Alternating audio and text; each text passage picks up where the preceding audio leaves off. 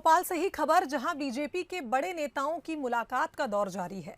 आज नरोत्तम मिश्रा और वीडी शर्मा के बीच मुलाकात हुई। बता दें, बीजेपी कार्यालय में दोनों नेताओं के बीच चर्चा हुई है। गृह मंत्री नरोत्तम मिश्रा और प्रभात झा की कल मुलाकात हुई थी। वहीं कैलाश विजयवर्गीय और प्रहलाद पटेल से भी गृह मंत्री मिल चुके हैं, बातचीत कर चुके हैं। तो लगातार बड़े नेताओं की मुलाकात का दौर जारी है और इसी कड़ी में आज नरोत्तम मिश्रा और प्रदेश अध्यक्ष वीडी शर्मा के बीच एक मुलाकात हुई। बीजेपी कार्यालय में दोनों ही नेताओं के बीच चर्चा हुई।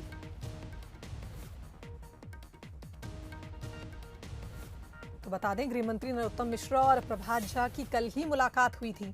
साथ ही 3 बड़े नेताओं की मुलाकात भी कल हुई थी। तो बीजेपी में लगातार बड़े नेताओं की मुलाकात का दौर जारी है। गृह मंत्री नरोत्तम मिश्रा और प्रदेश अध्यक्ष वीडी शर्मा के बीच आज मुलाकात हुई। बीजेपी कार्यालय में दोनों नेताओं के बीच चर्चा हुई। बता दें, कल गृह मंत्री नरोत्तम मिश्रा, कैलाश विजयवर्गीय और प्रहलाद पटेल के बीच भी मुलाकात हुई थी।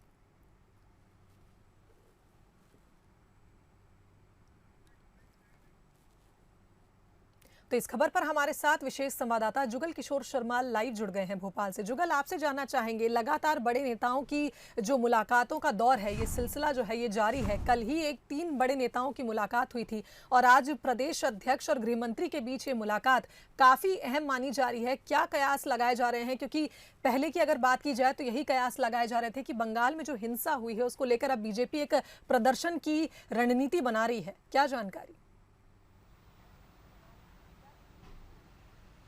लेकिन निश्चित रूप से बड़े नेताओं के बीच मुलाकात का सिलसिला जारी है। इससे पहले अगर हम बात करें तो कैलाश विजयवर्गीय और नरोत्तम मिश्रा के बीच मुलाकात हुई।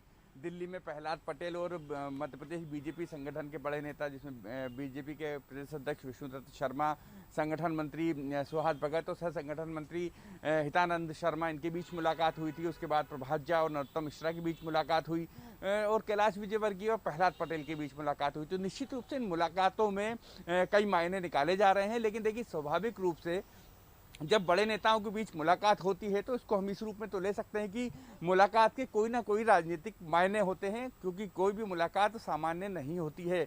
लेकिन जैसा कैलाश विजयवर्गीय ने जब नरोत्तम मिश्रा से मुलाकात के बाद बाहर आकर ये कहा था कि राजनीतिक चर्चा हुई है, तो स्वाभाविक रूप से जब नेताओं के बीच मुलाकात होगी तो राजनीतिक चर्चाएं होंगी। लेकिन राजनीतिक चर्चाएं क्या होंगी ये बता पाना बेहद मुश्किल होता है। लेकिन अगर आप एक चीज़ ये समझेंगे कि सभी नेता जिनके आपस में मुलाकात हो रही है वो कहीं ना कहीं पश्चिम बंगाल प्रभार से जुड़े हुए थे, चाहे वो नरोत्तम मिश्रा हों, चाहे कैलाश विजयवर्गीय हों, चाहे प्रहलाद पटेल हों, ये सभी, या जो राष्ट्रीय सह संगठन मंत्री हैं शिव प्रकाश जी, ये सभी लोग पश्चिम बंगाल चुनाव से जुड़े हुए थे।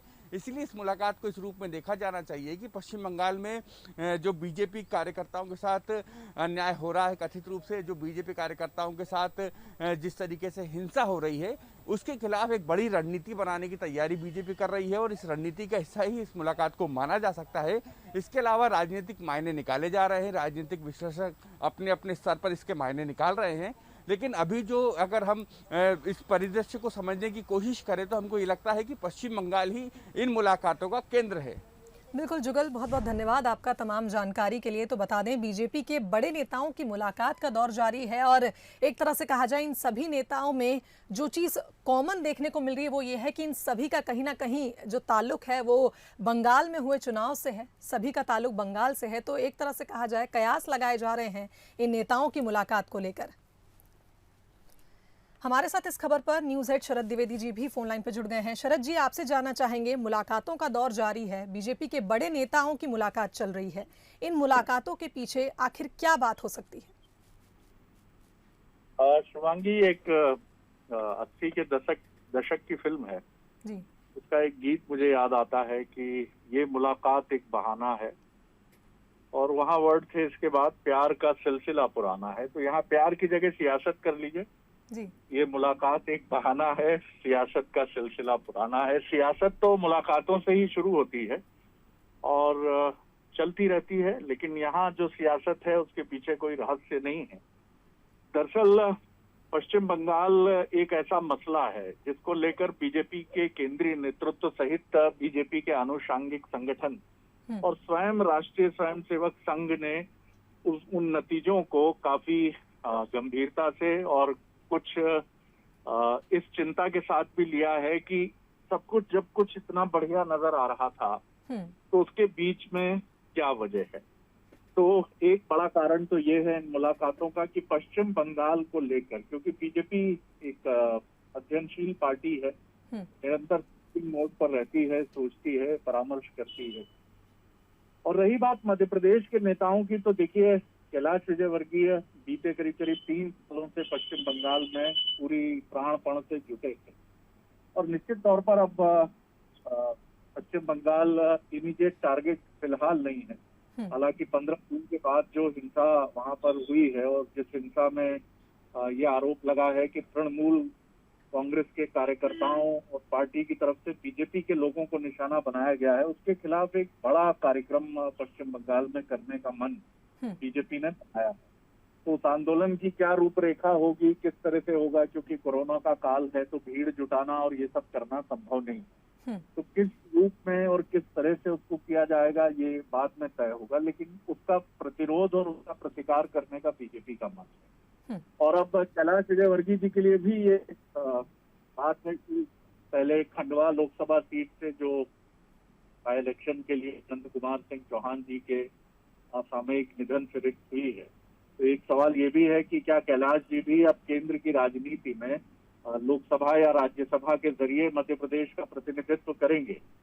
तो ये भी एक बड़ा प्रश्न है। इन मेल मुलाकातों का ये भी कारण है। और वीडी शर्मा जी के साथ नरोत्तम जी की बैठक जो है उसमें कांग्रेस जो दमोह के बाद की स्थितियां उत्पन्न हुई हैं, जिनको लेकर कमलनाथ जी और उनकी टीम काफी उत्साहित है और बीजेपी कुछ चिंतित है कि ये कहीं कमलनाथ जी के लिए संजीवनी ना बने या कमलनाथ जी और उनकी टीम इसको लेकर इस तरह से ना प्रस्तुत करें कि हम अजेय बीजेपी को भी पराजित कर सकते हैं। तो ये रणनीति का एक प्रमुख केंद्र बिंदु हो सकता है कि दमोह के बाद किस तरह कमलनाथ जी की घेराबंदी की जाए, किस तरह टीम कमलनाथ को डिफेंसिव मोड पर लाकर बीजेपी उनको कुछ ऐसा ना करने दे जिससे वो बीजेपी के प्रोस्पेक्ट्स को प्रभावित कर सके। तो कुल मिलाकर इसी के इर्द गिर्द मैं इन मुलाकातों को देखता हूँ। शुभांशु। बिल्कुल शरद जी, बहुत बहुत धन्यवाद आपका तमाम बातचीत के लिए। तो एक तरह से कहा जाए इन मुलाकातों के पीछे आखिर वो क्या बात है, इस पर लगातार कयास लगाए जा रहे हैं। कई मायने इन मुलाकातों के निकल के सामने आ रहे हैं, लेकिन अब देखना होगा आने वाले समय में क्या कुछ सामने आता है, क्योंकि बीजेपी के बड़े नेताओं की मुलाकात का दौर लगातार जारी है।